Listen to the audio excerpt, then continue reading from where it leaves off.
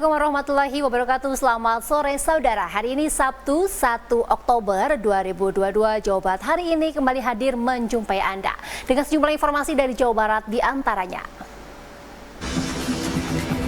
Tebing longsor menutup akses jalan dan sekolah di Pangandaran.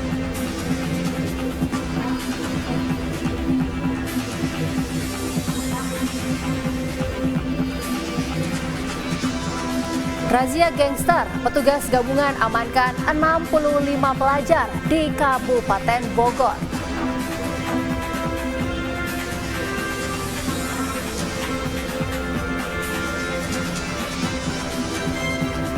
Objek wisata di kawasan Bandung Selatan sepi pengunjung.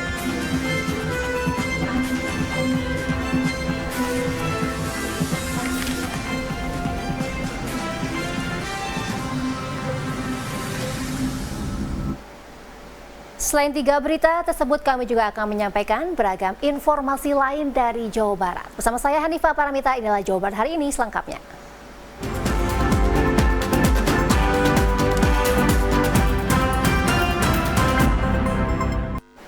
Kita awali informasi perdana dari Pangandaran. Tebing di Kecamatan Kalipucang, Pangandaran longsor. Musibah longsor tersebut menutup akses jalan dan menimpa bangunan sekolah SD Negeri 3 Pamotan, Kecamatan Kalipucang.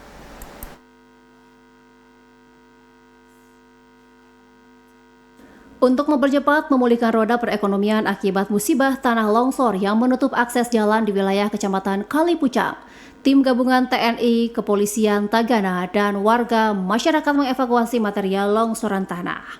Di tempat terpisah, sebuah tebing dengan ketinggian kurang lebih 10 meter juga mengalami longsor akibat diguyur hujan deras yang terjadi akhir-akhir ini.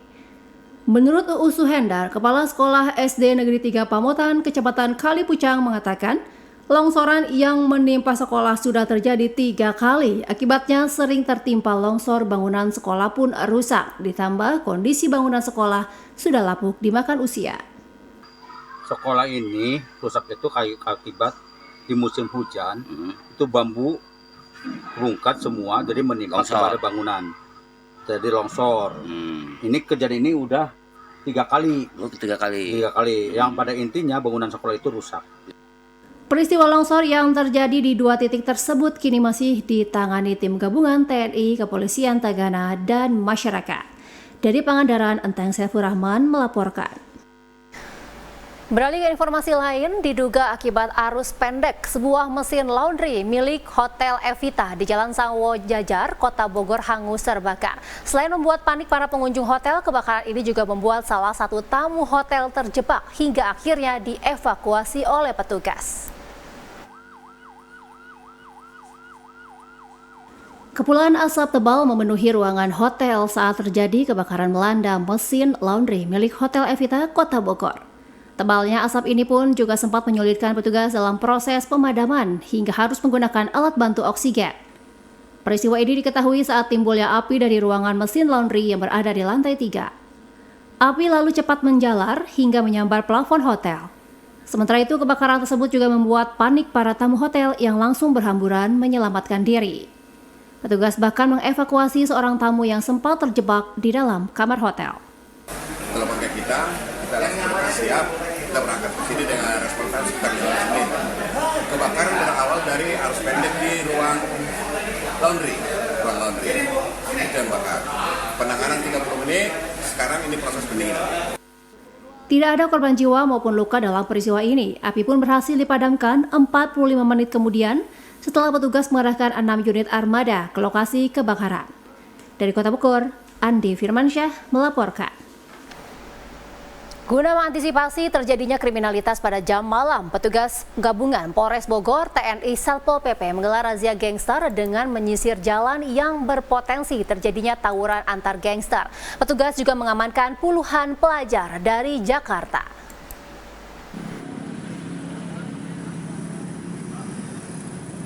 Kegiatan gangster yang meresahkan dan ramai serta viral di media sosial yang melibatkan 3 wilayah yaitu Bogor, Depok, dan Tangerang hendak tawuran. Polres Bogor bersama TNI dan Satpol PP menggelar patroli gabungan besar-besaran pada Sabtu malam dini hari yang ada di wilayah Kabupaten Bogor. Dengan menyisir letak wilayah perbatasan yang berpotensi terjadinya tawuran seperti di Ciampea dan Parung Bogor. Kapolres Bogor, AKBP Iman Imanuddin mengatakan melalui patroli skala besar ini, petugas berhasil mengamankan 65 pelajar dari Jakarta yang hendak tawuran pada malam hari di Cibinong, Kabupaten Bogor. Petugas langsung membawa para pelajar ke Mapolres Bogor untuk dilakukan pembinaan dan pemeriksaan lebih lanjut lagi. Jadi di polsek juga mengadakan patroli kegiatan antisipasi untuk mereduksi upaya-upaya yang akan mengganggu ketertiban dan menimbulkan keresahan di masyarakat. Diharapkan dengan adanya patroli gabungan skala besar ini bisa mengantisipasi menekan angka kriminalitas di Kabupaten Bogor. Demikian Saiful Hardi, TVRI Jawa Barat, melaporkan. Kami akan kembali dengan sejumlah informasi lain di antaranya. Akibat remblong, mobil box tabrak bulldozer di Kuningan.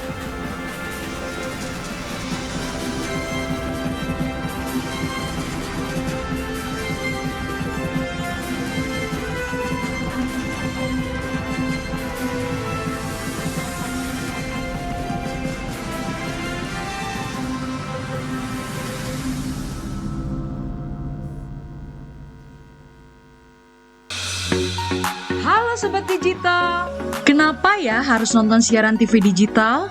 Walaupun sama-sama menggunakan teknologi digital, siaran TV digital tidak sama loh dengan TV streaming yang melalui internet, TV kabel, dan TV satelit. Siaran TV digital adalah bukan TV streaming yang menggunakan kuota internet, bukan TV kabel yang membayar iuran setiap bulannya, dan bukan TV satelit yang menggunakan antena parabola. Siaran TV digital itu gratis loh, masih menggunakan antena UHF biasa. Bila televisi di rumah kamu masih analog, pasangkan set-top box dengan teknologi DVB T2. Yuk beralih nonton siaran televisi digital. Bersih gambarnya, jernih suaranya, canggih teknologinya.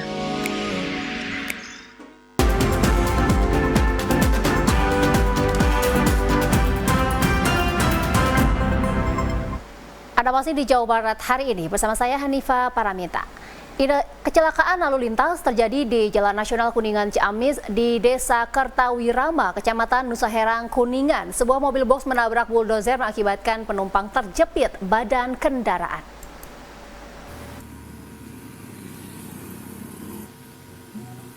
Mobil box bermuatan alat bangunan rusak berat di bagian depan usai menabrak bulldozer di Jalan Nasional Kuningan, Ciamis, tepatnya di Jalan Raya Kertawirama, Nusa Herang.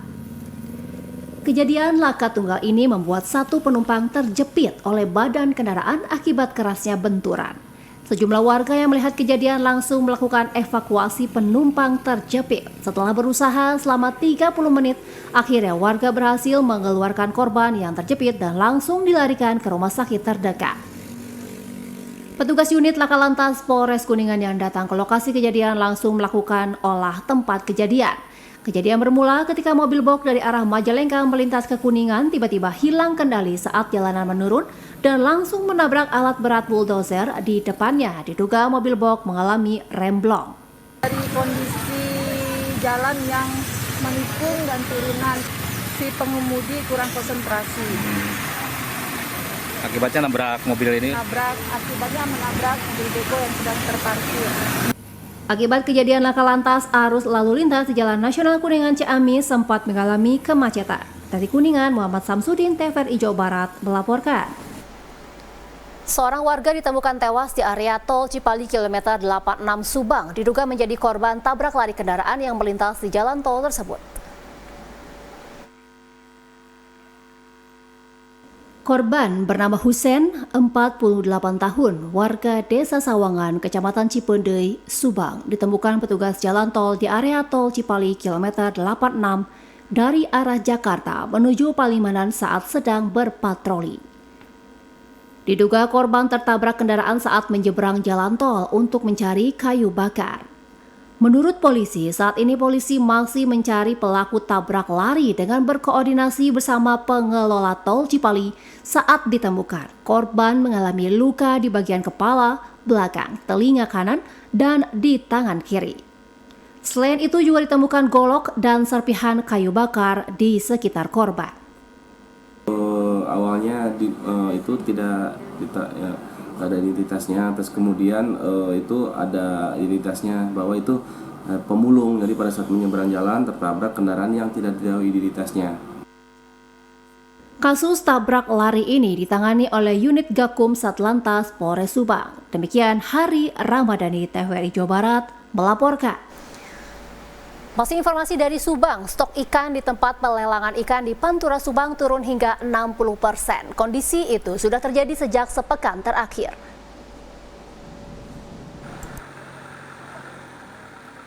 Cuaca tak menentu di perairan Laut Jawa yang terjadi sejak sepekan terakhir membuat hasil tangkapan nelayan di Pantura Subang turun drastis. Tak jarang banyak nelayan yang justru tidak mendapatkan ikan hasil tangkapan sama sekali. Di tempat pelelangan ikan di Muara Ciasem, Belanakan Subang, stok ikan bahkan turun hingga 60% dampak dari cuaca tersebut. Biasanya dalam kondisi normal para nelayan di daerah ini bisa menghasilkan hingga 10 ton ikan laut segar. Namun saat ini hanya berkisar 4 ton dalam satu kali melaut. Kondisi cuaca ini diprediksi nelayan akan berlangsung hingga beberapa pekan ke depan. Ke pasokan gimana? Pasokannya menurun banget, Pak. Dari biasanya 10 ton sekarang bisa nyampe 4 ton sehari. Berarti turun berapa persen? Hampir 60. Kendati demikian, nelayan di Pantura Subang masih terus beraktivitas menjaring ikan sebagai satu-satunya mata pencaharian utama mereka. Demikian Hari Ramadhani, TVRI Jawa Barat melaporkan.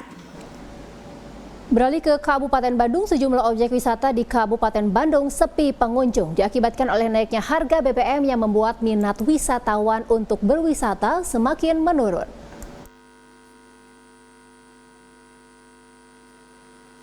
Kawasan objek wisata Kawah Putih di Ciwidey, Kabupaten Bandung, sepi pengunjung. Berdasarkan hasil pengolahan data, menurut pihak pengelola, penurunan sendiri bahkan mencapai 40%. Berkurangnya kunjungan wisatawan yang datang ke objek wisata primadona khas Bandung Selatan yang dikenal dengan Danau Putihnya ini diakibatkan oleh naiknya harga BBM, sehingga minat masyarakat untuk berwisata menjadi berkurang. Memang kalau perbedaan memang kita rasakan ada ya. Kita agak berbedanya itu antara 40-50% dari tingkat kunjungan gitu. Apalagi ya untuk weekday ya. Kalau mungkin kalau weekend sih memang nggak begitu terasa, paling sekitar 30-an, 35 gitu. Kunjungnya jadi berkurang, karena pasti kenaikan ongkos itu pasti naik. Emang biasanya Bapak kenaikan sudah mulai ada yang dipoto gitu sama Bang? Kalau sebelum kenaikan BBM pasti kalau pagi-pagi kan, apalagi kalau bisma yang jauh pasti datangnya pagi-pagi. Nah udah fotolah sekali gitu kan. Berkurangnya wisatawan yang datang ke objek wisata ini ternyata berdampak pada penghasilan sejumlah fotografer atau jasa foto yang menggantungkan hidupnya dengan mencari nafkah di sekitar kawah. Mereka berharap kondisi dapat segera normal kembali agar roda perekonomian dapat berputar normal seperti biasanya. Dari Kabupaten Bandung, Rian Agustian, Tentributor, TVRI Jawa Barat melaporkan. Kami akan segera kembali dengan sejumlah informasi lain dari Jawa Barat, di antaranya World Clean Up Day dari LDII Jawa Barat di Kota Bandung.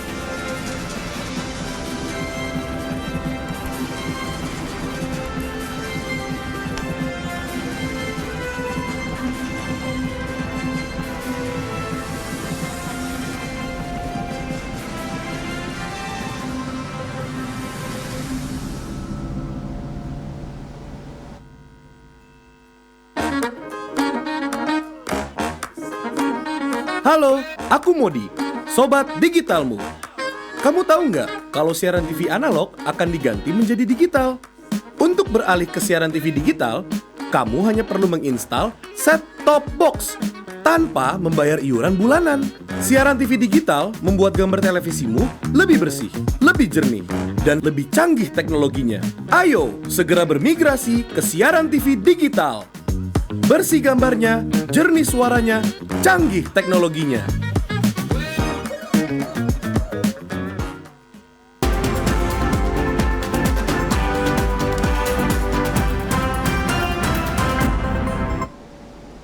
Terima kasih Anda masih bersama kami, Saudara. Dewan Pimpinan Wilayah Lembaga Dakwah Islam Indonesia atau LDI Jawa Barat melaksanakan kegiatan World Clean Up Day dengan bersih-bersih lingkungan yang dipusatkan di Sekretariat PC LDII Kecamatan Rancasari, Riung Mas, Bandung. Sebagai wujud aplikasi kebersihan bagian dari iman, DPW LDII Jawa Barat yang diikuti 27 DPD LDII Kota Kabupaten se-Jawa Barat secara rutin melaksanakan program kegiatan bersih-bersih lingkungan. Sampah seperti kantong plastik maupun jenis lainnya yang kerap mengganggu kebersihan dan kesehatan lingkungan menjadi target dalam program tersebut. Program bersih-bersih lingkungan yang rutin dilaksanakan terlebih dengan adanya program World Clean Up Day setiap bulan September, aktivitas bersih lingkungan lebih ditingkatkan. Ketua DPW LDII Jawa Barat DRG H. Diki Abdillah Mursyid Harun SP Ort menjelaskan program bersih lingkungan merupakan bagian aktualisasi dari 8 program pengabdian LDII kepada bangsa dan negara. Kelestarian lingkungan yang nyaman, bersih, sehat, dan tertata rapi diharapkan dapat diwariskan kepada anak cucu sebagai penerus bangsa. Ini adalah wujud dari pelaksanaan 8 klaster program unggulan LDII. Salah satunya adalah pangan dan lingkungan hidup. Lingkungan hidup yang dimaksud adalah bagaimana kita melestarikan lingkungan hidup kita, sekitar kita, utamanya dalam kegiatan World Clean Up Day Indonesia ini, kita mengikuti instruksi dari DPP melaksanakan bersih-bersih dan pilah sampah. Harapannya semua warga LDII mampu mengerti, memahami bagaimana pentingnya menjaga lingkungan hidup ini sehingga lestari. Anak cucu kita membutuhkan warisan dari kita berupa bumi yang lestari. Dengan adanya WCD ini bisa membantu Pak target dari pemerintah. Seperti yang kita ketahui bersama, kita kan ada Jakstrada ya, kebijakan dan strategi daerah Provinsi Jawa Barat bahwa di tahun 2025 ini bisa terlaksana 30% itu pengurangan sampah dan 70% itu sampah itu dapat tertangani dengan baik. Sementara sebagai wujud dukungan atas apresiasi DPD LDII Kota Kabupaten se-Jabar yang secara aktif memprogramkan kebersihan lingkungan, DPW LDII Jawa Barat memberi bantuan tong sampah kepada DPD LDII terpilih. Komarudin M. Agung, TVRI Jawa Barat melaporkan.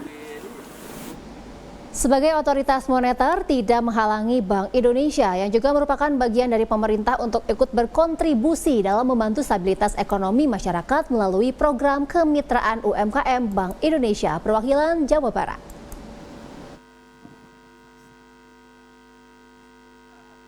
Agroforestry Kopi Cibulau Hejo yang dipimpin oleh Jumpono yang terletak di Desa Sukatani, Tugu Utara, Cipanas merupakan salah satu mitra binaan Bank Indonesia perwakilan Provinsi Jawa Barat.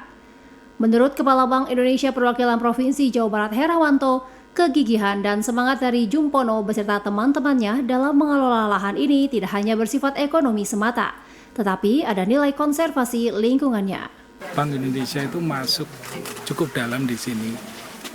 Melihat dari semangat dari teman-teman di sini, Mas Jumpono dan kawan-kawan, dan juga potensi yang termasuk dengan konservasi lingkungan. Ingat, ini adalah titik 0 km Ciliwung. Karena letaknya yang berdekatan dengan tempat wisata perkebunan kopi, ke depan akan dijadikan perkebunan agrowisata, sehingga diharapkan dapat meningkatkan perekonomian masyarakat setempat. Kalau di sini tuh tepatnya bukan perkebunan, tetapi kopi agroforestry. Jadi ada perbedaan antara perkebunan kopi dengan pola agroforestry.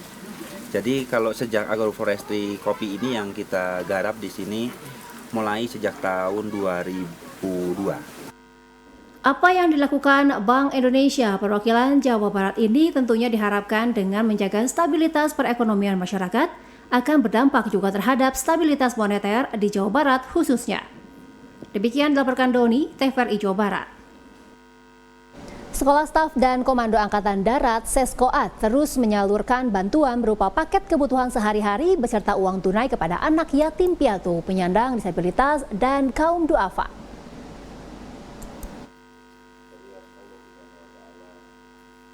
Sebanyak 200 anak yatim piatu dan penyandang disabilitas yang berasal dari sejumlah panti asuhan di Kota Bandung mendapatkan bantuan berupa paket sembako dan uang tunai yang diberikan Seskoat di Masjid At-Taqwa Seskoat Kota Bandung. Bantuan sosial yang diberikan Seskoat tersebut dalam rangka ulang tahun ke-77 TNI. Menurut Komandan Seskoat Majen TNI Anton Nugraha, pada kegiatan Jumat Berkah ini, Seskoat sudah mendistribusikan total sebanyak 1.500 lebih bansos dan uang tunai kepada anak yatim piatu, penyandang disabilitas, dan kaum duafa selama 8 kali setiap bulannya. Kegiatan rutin kita Jumat Berkah yang kita laksanakan setiap bulan sekali. Dan pada kesempatan ini kita menyelenggarakan Jumat Berkah dalam rangka memperingati hari ulang tahun TNI yang ke-77 dengan memberikan santunan kepada 100 anak yatim dan 100 anak disabilitas. Dengan adanya bantuan ini diharapkan dapat meringankan beban masyarakat yang kesulitan akibat pandemi COVID-19. Dari Kota Bandung, Abi Aditya melaporkan. Kami akan kembali dengan sejumlah informasi lain dari Jawa Barat, di antaranya Taman hasil gotong royong masyarakat.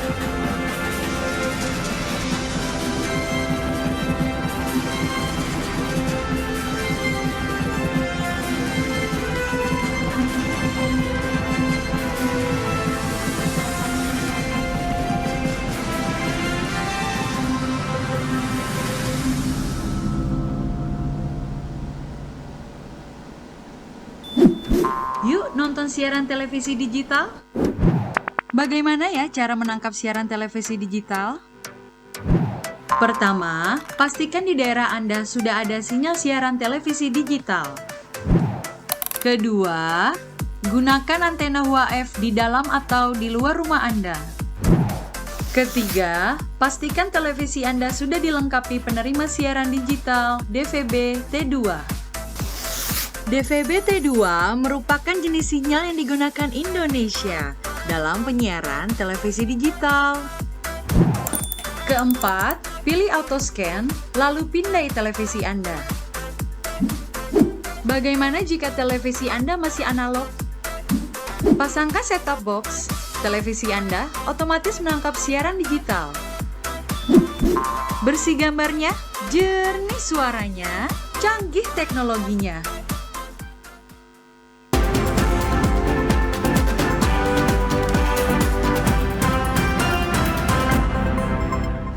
Anda masih di Jawa Barat hari ini. Kelurahan Cibaduyut Wetan, Kecamatan Bojongloa Kidul, Kota Bandung, kini memiliki Taman LPM Cibaduyut Wetan yang cantik dan indah. Padahal sebelumnya tempat ini merupakan lokasi dari pembuangan sampah sementara.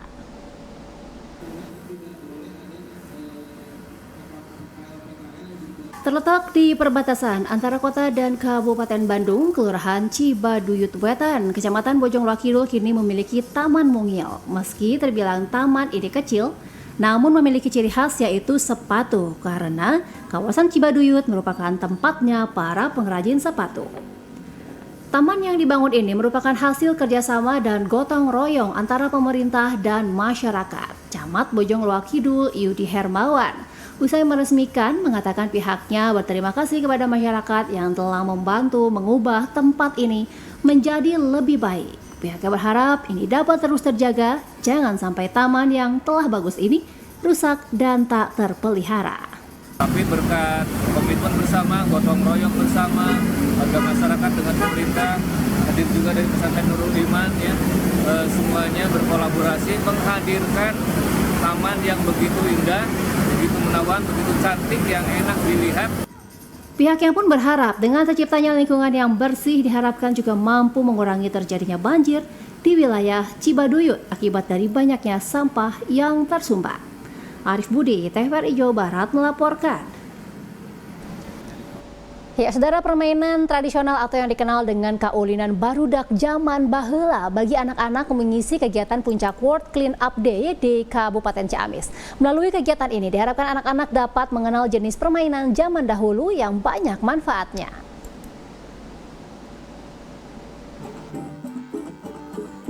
Sekolah Matekar yang berada di Kecamatan Sadananya ini memperkenalkan berbagai jenis permainan tradisional kepada para peserta yang mengikuti World Clean Up Day di Ciamis. Di antaranya orai-oraian atau permainan yang menyerupai ular, yakni dengan saling berpegangan dan menyambung sambil bernyanyi riang gembira.